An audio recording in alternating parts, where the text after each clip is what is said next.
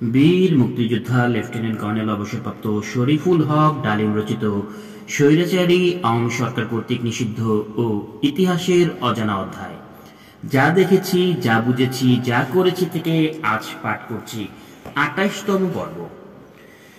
প্রতিরোধ সংগ্রাম রূপ নেয় স্বাধীনতা সংগ্রামে এবং পশ্চিম পাকিস্তানে অবস্থিত সামরিক বাহিনীর সদস্যদের প্রতিক্রিয়া।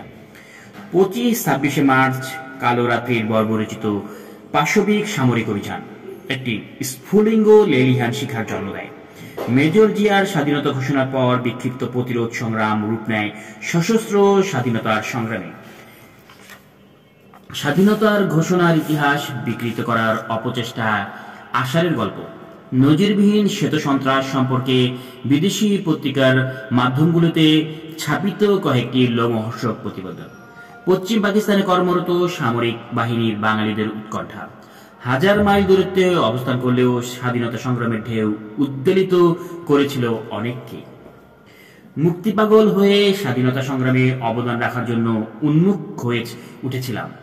অন্যদিকে অনেকেরই বাঙালিত্বের ভণ্ডামির মুখোশ উন্মোচিত হয়ে পড়েছিল জাতির ক্লান্তি লগ্নে। এরপর নেমে আসে ২৫-২৬ মার্চের সেই কালো রাত্রি। পাকিস্তান সেনাবাহিনী নির্মমভাবে ঝাঁপিয়ে পড়ে বাঙালি জাতিকে শায়েস্তা করার জন্য। ২৫শে মার্চের বর্বরতা আধুনিককালের সব নজিরকেই ছাড়িয়ে যায়। হাজার হাজার নারী, পুরুষ, শিশুকে হত্যা করা হয় নির্বিচারে। সামরিক বাহিনী এবং আইন প্রয়োগকারী সংস্থাগুলোর বাঙালি সদস্যগণ রেহাই পায়নি শ্বেত সন্ত্রাসের হত্যাযজ্ঞ থেকে। ঢাকা, চিটাগাং এবং খুলনা সহ পূর্ব পাকিস্তানের সর্বত্রই অভিযান চালানো হয়। নিষ্ঠুর অভিযান প্রতিরোধ সংগ্রামে ঝাঁপিয়ে পড়তে বাধ্য হয় বাঙালি জাতি। জাতির এই ক্লান্তি লগ্নে অনেক অনুরোধ ও আকুতি জানানো হয় শেখ মুজিবকে সশস্ত্র জাতীয় মুক্তি সংগ্রামে নেতৃত্ব দেওয়ার জন্য। কিন্তু সব অনুরোধ উপেক্ষা করে জাতিকে মৃত্যু এবং অনিশ্চয়তার মুখে ঠেলে দিয়ে কাপুরুষের মতোই তিনি কারাবরণ করে চলে যান পশ্চিম পাকিস্তানে। আত্মরক্ষার জন্য অনন্যপায় হয়েই শান্তিপ্রিয় বাঙালি অস্ত্র হাতে তুলে নিতে বাধ্য হয়। প্রতিরোধ সংগ্রামে নেতৃত্বদানে অসম্মত শেখ মুজিবুর বলেছিলেন, আমি গণতন্ত্রের রাজনীতি সারা জীবন করেছি, অস্ত্রের রাজনীতিতে আমি বিশ্বাস করি না।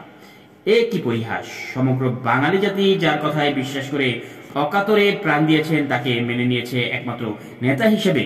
দীর্ঘ সংগ্রামে চরম ত্যাগ স্বীকার করেছে নির্দ্বিধায়। সে নেতাই ক্লান্তি লগ্নে জাতিকে পিছে ফেলে রেখে খোরা যুক্তি তুলে বহাল তবিয়তে পশ্চিম পাকিস্তানে পাড়ি জমালেন।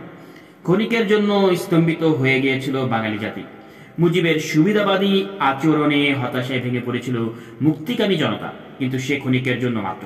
আওয়ামী লীগের নেতারাও সব যার যার মতো গা ঢাকা দিলেন প্রাণ বাঁচাবার প্রচেষ্টায়। মুজিব গ্রেপ্তার হওয়ার সাথে তারাও পালিয়ে হাফ ছেড়ে বাঁচলেন। এই অবস্থায় জনগণকে স্বতঃস্ফূর্তভাবে প্রতিরোধ সংগ্রামের দায়িত্ব নিজের হাতে তুলে নিতে হয়েছিল। গড়ে ওঠে বিচ্ছিন্নভাবে বাংলাদেশের সর্বত্র প্রতিরোধ সংগ্রাম। গৃহযুদ্ধ ছড়িয়ে পড়ে পুরো বাংলাদেশে।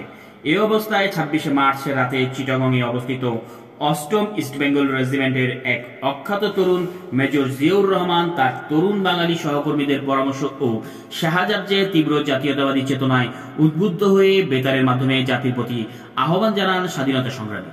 তার আহ্বানে আশার আলো দেখতে পেয়েছিল জাতি। তারই পরিপ্রেক্ষিতে পরবর্তীকালে স্বাধীনতার লক্ষ্য শুরু হয় মহান রক্তক্ষয়ী মুক্তি সংগ্রাম। কালুরঘাট বেতার কেন্দ্র থেকে ভেসে আসে মেজর জিয়াউর রহমানের ক্ষীণকণ্ঠ। Under circumstance, however, I hereby declare myself as the provincial head of the Sadhin Bangladesh Liberation. Head of government অবশ্য পরবর্তী ঘোষণার পর সাথে যোগ করা হয় under guidance of Bangabandhu Sheikh Mujibur Rahman. স্বাধীনতার ঘোষণা নিয়ে এই সময় চুলচেরা বিশ্লেষণ করার ফুসরত কারো ছিল না। দেশ স্বাধীন হওয়ার পর ১৯৭১ সালে ২৬শে মার্চ কালুরঘাট থেকে প্রচারিত স্বাধীনতার ঘোষণা সম্পর্কে সরকার ও আওয়ামী লীগের তরফ থেকে পর্যায়ক্রমে কয়েকটি বাহিনী প্রচার করা শুরু করে। প্রচার করা হয় প্রথম গল্পটি ছিল ২৫শে মার্চ দিবাগত রাতে গ্রেপ্তারের পূর্বক্ষণে চট্টগ্রামের জহুর আহমেদ চৌধুরীকে টেলিফোনে শেখ মুজিব স্বাধীনতার ঘোষণার বাণীটি পাঠিয়েছিল। কিন্তু সামরিক অভিযানের প্রাক্কালে সকল প্রকার টেলিফোন যোগাযোগ বন্ধ করে দেওয়া হয়েছিল। অতএব ওই গল্প ধোপে টেকেনি। পরে দ্বিতীয় গল্প বলা হয়। ওয়ারলেসের মাধ্যমে চট্টগ্রাম বন্দরে অবস্থানরত একটি অস্ট্রেলীয় জাহাজের ক্যাপ্টেনকে স্বাধীনতার ঘোষণা জানানো হয়। ওই ক্যাপ্টেন নাকি জনাব জহুর আহমেদকে শেখ মুজিবের সেই ঘোষণা বাণী পৌঁছে দিয়েছিলেন। চট্টগ্রামের কোনো লঙ্গর করা জাহাজের সাথে ঢাকার বসে ওয়্যারলেস সংযোগ প্রতিষ্ঠা করা কোনোভাবেই তখন সম্ভব ছিল না, কারণ ওই সময় চট্টগ্রাম বন্দরে ইপিআর ও বেঙ্গল রেজিমেন্টের বাঙালি সৈনিকদের সাথে পাক বাহিনীর লড়াই চলছিল। তাছাড়া ঢাকার ওয়্যারলেস সেন্টার সহ সবগুলো যোগাযোগ কেন্দ্র তখন পুরো মাত্রায় খান সেনাদের অধীনে, সুতরাং এই গল্প সারহীন প্রমাণিত হয়।